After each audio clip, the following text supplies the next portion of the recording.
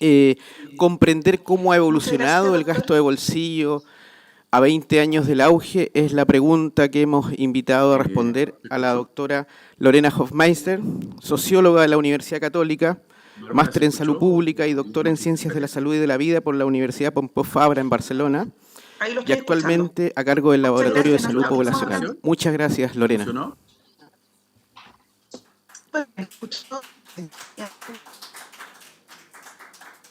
Hola, buenas tardes ya.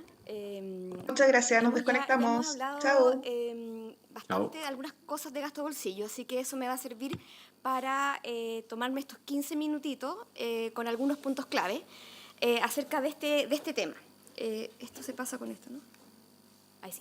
Ya. En honor al título de la canción, de la presentación, me fui 2 décadas atrás y lo que teníamos hace 20 años atrás. ¿Más cerca?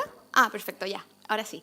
Lo que teníamos hace 20 años atrás, un poquito más de 20 años, era este informe de salud en el mundo del 2000, no sé si lo recuerdan, por los colores también yo lo recuerdo, que fue bien controvertido por varias razones, principalmente porque tenía un ranking que tenía sus problemas metodológicos conceptuales, pero también tenía elementos súper interesantes como clarificar bien el tema de las funciones del sistema y las metas del sistema, que eran dos cosas distintas y que nos ayudaban a entender cómo era cualquier sistema en el mundo, era una estructura, un esquema de análisis interesante. Y ahí apareció como objetivos del sistema, como metas, no solamente mejorar la salud, sino también responder a las expectativas de la población acerca de su salud y el tema de la equidad, ¿ya? Que se tradujo como protección financiera con ese concepto. Y en 2 niveles, en un nivel individual, es decir, a nivel de las familias, de los hogares, y a nivel del sistema, de que sea sostenible como sistema. Y después ha pasado mucha agua debajo del puente, hay harto desarrollo metodológico acerca de cómo se mide el gasto de bolsillo, que no vamos a entrar en detalle en esta presentación porque no es el objetivo, pero los elementos sustantivos del gasto de bolsillo y por qué es relevante y va a seguir siéndolo, tienen que ver con que son pagos que se hacen cuando uno necesita la atención. Y eso significa que se suelen pagar o se suelen financiar actividades que son más bien curativas, de urgencia, más que actividades preventivas que también nos interesan como salud poblacional. Entonces, mucho gasto de bolsillo tiene inherente a la condición, al tipo de gasto, hace que se gaste en esto de salvar al que se está ahogando, pero no focaliza o no orienta los recursos en actividades preventivas. Provienen del bolsillo, de lo que uno puede echar manos, eso significa que depende del tamaño del bolsillo y la capacidad de acceder al mercado financiero, por ejemplo, para endeudarse. Y en Chile también se asocia también a redes de solidaridad comunitarias para hacer bingos, para hacer acciones que ayuden a ampliar este bolsillo, ¿ya? Que son estrategias bien chilenas y bien latinas, ¿ya? Incluyen los pagos de bienes, el pago total, porque uno paga 100% porque no hay cobertura, y también los copagos, que se ha hablado harto, que es la parte que uno paga luego de que opera tu sistema, tu seguro de salud, ¿ya? O los seguros de salud que tenga. En un contexto donde en general en el mundo aumenta el gasto de los países en salud, y con sistemas de salud con una autoridad sanitaria o con una capacidad regulatoria que puede ser débil, en particular en países como de América Latina, que son muy desiguales y con sistemas de salud muy segmentados, monitorizar el gasto de bolsillo y restringirlo es una meta que tiene mucho sentido. Entonces, ¿qué intervenciones han mostrado que ayudan a restringir, a controlar este gasto de bolsillo? Y tenemos, bueno, hay distintos niveles, desde el regulador, desde el financiamiento hasta el prestador. Y también temas que tienen que ver con los gastos que hace la sociedad, que hacemos las personas. Tienen que ver con temas de cobertura, ¿sí? Ampliar la cobertura hacia la cobertura universal, obviamente reduce el gasto de bolsillo. Todo lo que es regulación de medicamentos, y acá hay mucho que decir, hay muchos mecanismos, ¿ya? Desde cómo se prescribe, desde cómo se controla el precio o no de los medicamentos, cómo se compran los medicamentos. También hay ciertas decisiones que significan, hay ciertos grupos que tengo que eliminar el gasto de bolsillo, que tengo que pagar públicamente desde la bolsa de recursos fiscales públicos todo el gasto que tengan, ¿ya? Y es una decisión súper específica y recomendación muy clara para ciertos grupos. Y también eliminar pagos a ciertas actividades de salud, por ejemplo, salud materna, anticoncepción, algunos screening, que son los candidatos a financiar públicamente y sacarlos del gasto de bolsillo. También hay un tema con la salud laboral o con planes de salud por enfermedades profesionales y accidentes del trabajo, y que estos planes puedan cubrir a los trabajadores después del retiro, que es cuando efectivamente el daño aparece, ¿ya? De enfermedades donde se acumula el riesgo durante muchos años de trabajo, ¿ya? Y que esto sea con contribución del empleador, ¿ya? Y que sean post-retiro es clave, que duren más del periodo de que la persona está trabajando y que está sana, ¿ya? Sino cuando sale del trabajo. También integrar ámbitos que tradicionalmente no han sido cubiertos por los sistemas públicos, y esto es muy europeo también, como el tema de salud dental, de salud oral y de salud mental también, ¿ya? Y en Chile, bueno, esto se ha hecho también con el auge. Potenciar atención primaria, conectarse con ayudas de programas sociales que no son netamente de salud para cubrir ciertos gastos de bolsillo, implementar seguros, pero principalmente los catastróficos. No cualquier seguro privado va a limitar el gasto de bolsillo, que también lo comentó Carolina. Rediseñar planes existentes y también temas como guías clínicas y protocolos que van limitando en qué se puede gastar y limitando el uso de ciertas tecnologías o orientándola, rediseñándola. Y también hay evidencia de que introducir mecanismos de pagos como los GRDs también contribuyen en esta línea, en países que lo han implementado de manera amplia.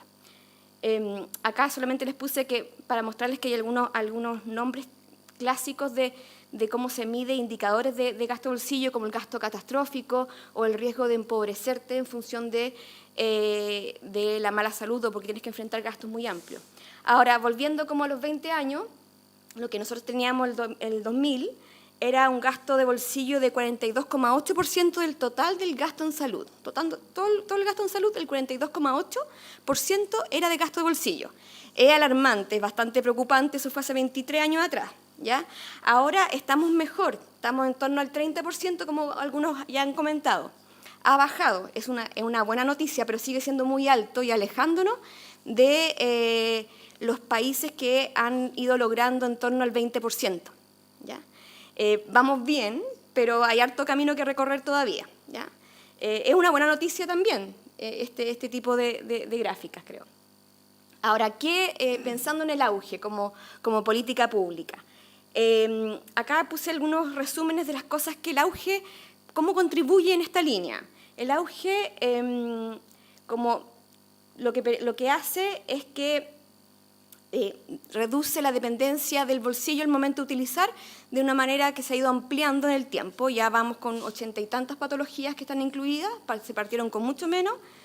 Ha sido una política pública incrementalista que ha incorporado una lógica de entendimiento que ha resonado en la población. Es principalmente, eso sí, curativo, ¿eh? Tiene algunas partes que son preventivas, tamizajes de prevención secundaria, pero es principalmente curativo. Y ha reducido esta dependencia al bolsillo al momento de utilizar. El tamaño del bolsillo significa que, bueno, puedo pagar los copagos, pagar lo que tengo que pagar al momento de utilizar en función de la liquidez que tengo. Acá lo que tenemos es que hay un acceso al tratamiento de las patologías GES en un porcentaje importante de la población sin gasto de bolsillo y en otro porcentaje en un copago acotado, ya con un porcentaje que no puede superar y con un tope máximo de una cantidad de cotizaciones al año, de lo que salga de mi bolsillo. La cobertura de medicamento ambulatorio es clave, ha sido clave como en esta política y es consistente también con otras cosas que se han ido agregando, como la ampliación del copago cero, que también afecta al plan GES o auge, ¿ya? En la modalidad institucional de FONASA. Hay bienes y servicios que no tienen cobertura, es parte del gasto de bolsillo. Lo que aquí tiene el GES como política que es interesante, que se va aumentando, se va ampliando la cobertura a patologías que son relevantes para la salud de la población, con tratamientos costo efectivos que tienen que ser probados y argumentados, está en la ley, y que haya permitido incorporar temas como salud mental, ¿ya? Que siempre ha sido como un déficit en la cobertura de los sistemas de los países también muy desarrollados, la salud oral, y medicamentos ambulatorios.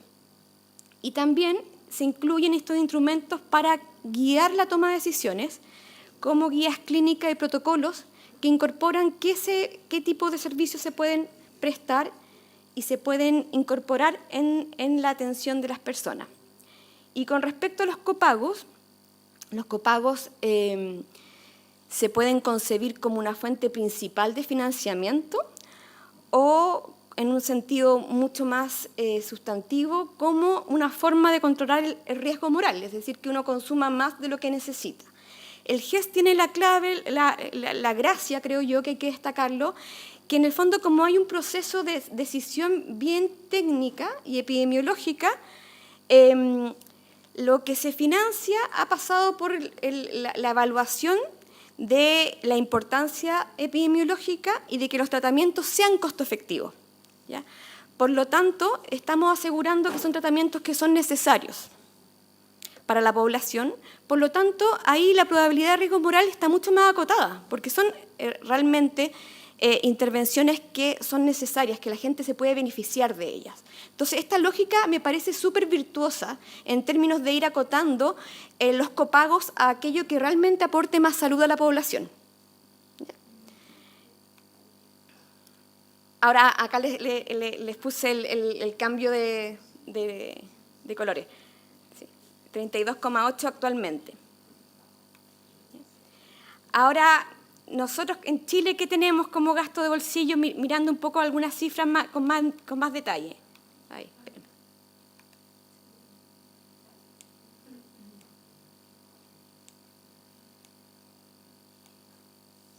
Sorry, no soy tan... Perdón. Ya, ahora sí. El gasto de bolsillo como porcentaje del consumo del hogar, acá lo puse con otros países, este es de los países de la OECD, cerca del 5% del gasto que hace una familia en salud, ¿ya? Ese es gasto de bolsillo, gasto privado. Ahora aquí estos datos salen de la encuesta de presupuestos familiares, que es un lujo para monitorizar este tipo de gasto, ¿ya? Y se hace, la última fue del 2021-2022, y son insumos para el cálculo del gasto de bolsillo que el INE, en el fondo, entrega al Ministerio de Salud para que calcule el gasto de bolsillo, ¿ya? Y bueno, la comunidad académica lo puede usar también, y así lo hace. Entonces aquí les puse un resumen de algunos datos de gasto de bolsillo de la serie de encuestas, ¿ya? En general, lo que vemos es que va creciendo. Esto es consistente con que la gente también tiene más poder adquisitivo, no necesariamente es malo. ¿Ya? A la hora de interpretar, es complejo interpretar esto porque hay muchos elementos acá. La gente tiene más capacidad de gasto y la salud es un bien esencial. ¿Ya? Ahora el tema es quién gasta. Lo que sí hemos visto que en los últimos años, en la encuesta de 2012 al 2017, el gasto aumentó un poco de forma más pronunciada en los hogares de menores ingresos. ¿Ya? Entonces, eso igual hay que estar monitorizando qué está pasando ahí. Claro, tienen más ingresos, tienen más capacidad de gasto, pero cómo están gastando en salud. Y el tema de medicamentos es clave, ya lo dijeron, alrededor del 30% del gasto que se realiza es en medicamentos. ¿Ya? Por lo tanto, que el GES incorpore medicamento ambulatorio es clave. ¿Ya? Y que los medicamentos también se entreguen a través de la red privada y la atención primaria, primaria, es clave también. Acá también les puse los gastos de farmacia por quintil de ingreso del hogar per cápita, y ustedes ven que para las dos encuestas que están estos gráficos es bien alto, ha bajado y es muy alto en los niveles, los quintiles más pobres. Este dato tiene que ver con cuánto aumentó el gasto en medicamentos entre la medición del 2012 al 2017, un estudio del CEP, aquí participó Carolina en este gráfico de ustedes, así que gracias. Y también otros estudios muestran que en el fondo los quintiles más pobres están aumentando más el gasto en medicamentos que los más ricos, que ya gastaban mucho o ya gastan mucho. Entonces estos temas son preocupantes. Esto el 2017 ya con hartos años de GES, pero todavía no operaban otras políticas, ¿ya? Entonces esto sí hay que mirarlo. Con respecto al 2021-2022, los datos son súper recientes. La encuesta viene saliendo. MinSal calcula esto en función de los encuestas de presupuestos familiares de la encuesta, así que esperemos que estén luego, pero los datos así súper crudos muestran que el gasto en salud es de un 7,9%. Entonces iríamos como en la senda de crecer un poquito aquí, ¿ya? Aquí en esta gráfica sería como el 7,9%. ¿Ya? Ese es el dato muy crudo, yo no lo he analizado en detalle porque es muy nuevo y tampoco lo he entregado al MinSal de manera oficial como política pública y usando los datos de esta encuesta. Lo que sí también me llama la atención en la última encuesta es que un 4,4% del gasto de los hogares se está destinando a servicios financieros y a otros seguros, ¿ya? Mostrando que hay un universo de gasto ahí vinculado a salud que es relevante. Acá les puse el riesgo de gasto catastrófico de empobrecimiento, pero pensando en las hospitalizaciones. Y acá vemos elementos súper interesantes porque el gasto de hospitalizaciones es alto. Son gastos importantes para la población. Y vemos el riesgo de empobrecimiento y de gasto catastrófico es que, en el fondo, por el gasto que tengas que hacer, que es un nivel de pobreza, ¿ya? Entonces, bien complejo para las familias. Y ustedes ven ahí cómo ha ido bajando. En la serie del 2003 en adelante, una serie del Banco Mundial, y bueno, con la pandemia y un poquito antes de la pandemia se ven quiebres importantes aquí, que habría que estar mirando qué pasa acá. Ahora, con respecto de quién utiliza el auge y quién está haciendo uso de estos copagos acotados, de estos topes máximos, de esta estructura de gasto y de uso,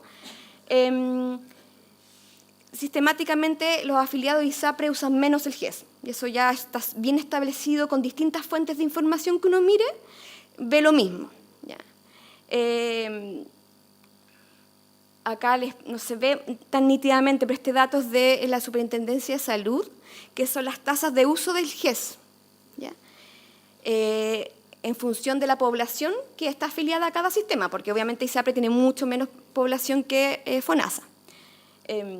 Y acá está del último año disponible, y en general, en promedio hay 9 usuarios de FONASA usando GES por cada un usuario de ISAPRE usando GES, con mucha variabilidad por el tipo de patología, mucha variabilidad. Hay cosas donde es muy similar y cosas son muy distintas. Entonces esto también vale la pena mirarlo, también pensando en la estructura de la población de cada seguro.